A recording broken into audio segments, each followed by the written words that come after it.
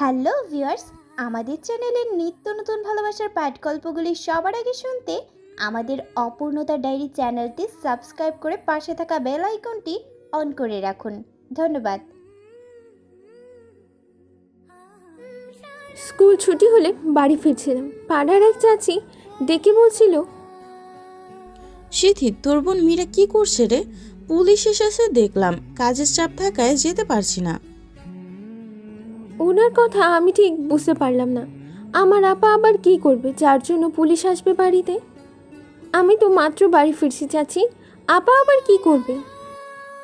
কে জানি, দেখ গিয়ে। চাচির কথা শুনে আমি তাড়াহুড়ো করে বাড়ির দিকে হাঁটা শুরু করলাম। বাড়ির সামনে এসে দেখলাম বাড়ি ভর্তি মানুষ। কাছাকাছি আসতেই বুঝতে পারছিলাম সামনে থেকে যেমন বোঝা যাচ্ছিল এখানে তার চেয়েও বেশি মানুষ আছে। ভিড় ঠেলে ভিতরে ঢুকলাম। বাবা বারান্দায় মাথায় হাত দিয়ে বসে আছে, মা ঘরের দরজা নাড়ারে দাঁড়িয়ে আছে। আর আপাকে তো দেখতে পাচ্ছি না। আপা কোথায়? আমি মার পাশে গিয়ে দাঁড়ালাম। মা মুখ শাড়ির আঁচল দিয়ে ঢেকে চুপচাপ দাঁড়িয়ে কান্না করছেন। ভেতর থেকে আপার গলা ভেসে এলো, আম্মা কাইন্দে না তো, তোমার এই কান আমার আর ভালো লাগতেছে না। কইছি না আমি অনেক কিছু করি নাই। আমি যেহেতু কইছি আমি অনেক কিছু করি নাই, তার মানে আমি সত্যি অনেক কিছু করি নাই। ওই ছেলের বাপে আসতে দাও, তারপর আমি সবার সামনে যাইতাছি, ততক্ষণে আমার একটু শান্তি দাও। মাকে রেখে আমি আপার ঘরে গেলাম। ব্যাগটা টেবিলে রেখে টিফিন বক্সটা মেঝেতে ঢাকনা খুলে রেখে দিলাম। আপার পাশে গিয়ে জিজ্ঞেস করলাম, কি হয়েছে আপা? আমার প্রশ্নের জন্য আপা আরও বেশি রেগে গেল। একদম টেলিভিশনে জ্বলে উঠল তার গা। শোন সিথি, এমনিতেই মন মেজাজ ভালো নেই, আমাকে এখন আর কিছু জিজ্ঞাসা করিস না। কিছুক্ষণ পর সব জানতে পারবি। আর তাও যদি অপেক্ষা করতে না পারিস, তাহলে মার কাছে গিয়ে শুনে নিজের মনকে শান্ত কর। মীরা আপা এমনিতেই চাপা স্বভাবের মানুষ, তবে রেগে গেলে তাকে বশে আনা খুব কষ্টসাধ্যের ব্যাপার। তাই আমি আর তার মেজাজকে বিগড়ে না দিয়ে বাইরে গিয়ে দাঁড়ালাম। বেলা 5:30। বাড়ির সামনে গাড়ি এসে থামলো। বাড়ির মধ্যাকার ভিড় ঠেলে 4-5 জন ভেতরে এলো। তাদের মধ্যে একজনের হাত ও মাথা ব্যান্ডেজ করা হয়েছে।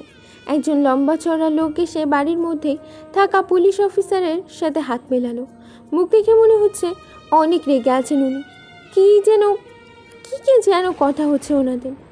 ছেলেটাকে জিজ্ঞাসা করা হলো কি হয়েছিল দুপুরের পর, তাদের এমন অবস্থা কেন হলো। সে সবার সামনে কাঁপা কাঁপা গলায় বলা শুরু করলো, আমি বাইকে ঘুরছিলাম, এমন সময় দেখি উনি দুটো ছাগল নিয়ে রাস্তা পার হচ্ছিল, কিন্তু দুটো ছাগল নিয়ে পারছিল না জন্য বাইক থামিয়ে আমি সাহায্য করতে গিয়েছিলাম। কিন্তু উনি কি বুঝে আমাকে এরকম করে মারলেন। তখন আশেপাশের মানুষ এসে আমাকে ওই মেয়ের হাত থেকে বাঁচায়।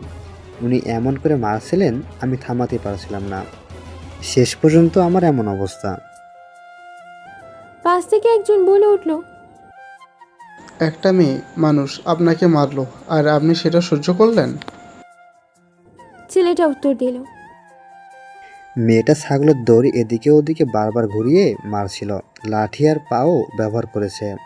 একটা মেয়ে এমন হতে পারে আমি কল্পনাও করতে পারিনি। আমি আর চুপচাপ দাঁড়িয়ে থাকতে পারলাম না। আমি এগিয়ে গিয়ে বললাম, একদম মিথ্যে কথা বলবেন না। আমার আপা এত অবুঝ না যে সাহায্যের ব্যাপারটা সে বুঝবে না। আমি কথা শেষ করতে না করতেই ছোট মামা আমাকে টেনে বাহিরে দিকে নিয়ে গেলেন। আপাকে ডাকা হলো, তার মুখে সব শুনবে সবাই। আপা এবার ঘর থেকে বাইরে এসে এক পাশে দাঁড়ালো। পুলিশ অফিসার আপার মুখ থেকে সবটা শুনতে চাইলেন। আপা এবার মাথার কাপড় একটু চওড়া করে সামনে এগিয়ে এলো। আপা এবার হালকা গলায় ঠিক করে প্রথম থেকে বলা শুরু করলো, বেলা 3টা বাজে হয়তো তখন। মা বলল শরীর খারাপ লাগছে, তাই আমাকে ছাগল দুটো মাঠে দিয়ে আসতে। আমিও রাজি হয়ে গেলাম, কারণ মা তো যেতে পারবে না। রাস্তার দিকে আসতেই দেখি উনি বাইক নিয়ে উত্তর থেকে দক্ষিণে যাচ্ছেন। খেয়াল করতে শুনলাম উনি শয়তানি একটা হাসি দিয়ে বললেন, জোরে টানো। মানে ছাগলের দড়ি জোরে টেনে নিয়ে যেতে বলেছে। উনি রাস্তার পথিক হয়ে আমাকে কেন এটা বলবেন? এটা ইফটিজিংয়ের পর্যায়ে কি পড়ে না? এবারে সব না হয় বাদই দিলাম। রাস্তা পার হয়েই দেখি উনি আবার ফিরে আসছেন। তখনই বুঝতে পারি তার মনস্কামনা পূর্ণ হয়নি। আমার ধারণায় উনি সঠিক প্রমাণ করলেন। কাছাকাছি আসতেই বাইক স্লো করে প্রথমে একটা সিটি বাজালেন, পরে বললেন, সুন্দরীকে আরেকবার দেখতে আসলাম, বেশিক্ষণ দেখব না। কিন্তু তুমি চাইলে সারা জীবন দেখে যাব রাখাল বালিকা। ওনার এই ব্যবহারে কি রাগ হওয়া স্বাভাবিক নয়? আমার রাগ হয়ে যায়, তার কারণে আমি ওনাকে ছাগলের দড়ি দিয়ে কয়েকবার মারি। কিন্তু উনি যে ব্যান্ডেজ লাগিয়ে এসেছেন, এত আঘাত আমি করিনি। আপনারা ব্যান্ডেজ খুলে দেখতে পারেন। আপা কথা শেষ করতে ছেলেটা বলে উঠল, একদম মিথ্যা বলবি না। তুই মেয়ে হয়ে আমার গায়ে হাত তুলেছিস, তোকে তো আমি দেখে নেব। আবার এত মানুষের সামনে আমার নাম খারাপ করেছিস, আমি নাকি ইপটিজিং করেছি স্যার। এই মেয়ের ব্যবস্থা আপনি করুন। এই মেয়েগুলোর জন্য আজ সমাজ খারাপ অবস্থায়। আপনারা না পারলে বলুন, আমি দেখে নিচ্ছি। ছেলেটা আপার দিকে তেড়ে আসতেই আপা পা উঁচু করে হাঁটু দিয়ে পেটে মারতেই ছেলেটা মাটিতে পড়ে গেল। পাশে থেকে আজমল চাচা বলে উঠল, এই মেয়ে একেবারে ভালো না। এই মেয়ে এর আগেও একটা ছেলেকে এভাবে মেরেছিল। সে নাকি আত্মরক্ষার ট্রেনিং নিয়েছে, তাই বলে দিনে দুপুরে যাকে তাকে মারবে? আপার তীক্ষ্ণ দৃষ্টি এবার আজমল চাচার দিকে চায়। চাচা, আমি নিজেকে রক্ষা করেছি। প্রতিটা মেয়ের উচিত ইপটিজিং বা যে কোনো সময়ে অন্যায়ের বিরুদ্ধে রুখে দাঁড়ানো। আপনার মতো লোকেরা তো আর পাশে দাঁড়াবে না। আমাদের নিজেকেই নিজেদের রক্ষা করতে হবে। দেয়ালে পিঠ থেকে গেলে দেয়ালে মিশে না গিয়ে সামনে থাকার শত্রুকে লাথি দিয়ে সরিয়ে রাস্তা পরিষ্কার করে নিতে হবে। হ্যাঁ, আপনি তো আপনার মেয়ের মতো নই যে পার্কে গিয়ে অন্য ছেলেদের সাথে ফষ্টি নষ্টি করব আর লোকে ধরে আটকাবে। আপার কথা শুনে আজমল চাচার মুখ একদম শুকিয়ে গেল। আপা ছেলেটার হাত পিঠের দিকে বাঁকা করে সত্য কথা বলাতে বলে। দুই একজন এগিয়ে আসতে চাইলে সবাইকে শাসিয়ে নিষেধ করে দেয়। ছেলেটাকে শাসাতে থাকে।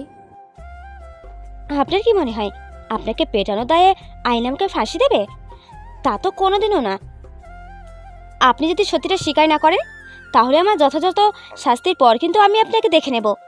অন্য মেয়েকে সস্তা ভাবতে পারেন, আমি তা নই। কি কি স্বীকার করবো আমি? তুই আমাকে বেধর্মার মেরেছিস, আবার এখন এতগুলো মানুষের সামনে আমাকে এভাবে ধরেছিস। আইন তোকে ছেড়ে দেবে ভেবেছিস? কপুরুষ কোথাকার। আপা এবার হাত পেছনে বাঁকা করে ব্যথা দিয়ে সত্যটা বলার জন্য প্রেশার দিতে থাকে। ছেলেটা বলতে না চাইলেও শেষ পর্যন্ত আর টিকে থাকতে পারে না, স্বীকার করে নেয় সে আপাকে বিরক্ত করেছে। আপার সাথে সাথে আরেকটা ধাক্কা দিয়ে ফেলে কপালের ব্যান্ডেজ আর হাতের ব্যান্ডেজ টান দিয়ে খুলে ফেলে। একটা জোরে থাপ্পড় দেয় ছেলেটাকে সবার সামনে। দুজন লোকে সে তাকে টেনে তোলে। আপা তখনও রাগে ফুঁসছিল। আমি এ পর্যন্ত তারও অনেক রাগ দেখেছি, কিন্তু আজকের মতো কোনো দিন দেখিনি। এ যেন আগুনের জ্বলন্ত এক উল্কাপিণ্ড। আপার মতো এই তেজটা সব মেয়ের থাকা উচিত। আসলেই তো আমরা আমাদের রক্ষা না করলে কেউ রক্ষা করতে পারবে না।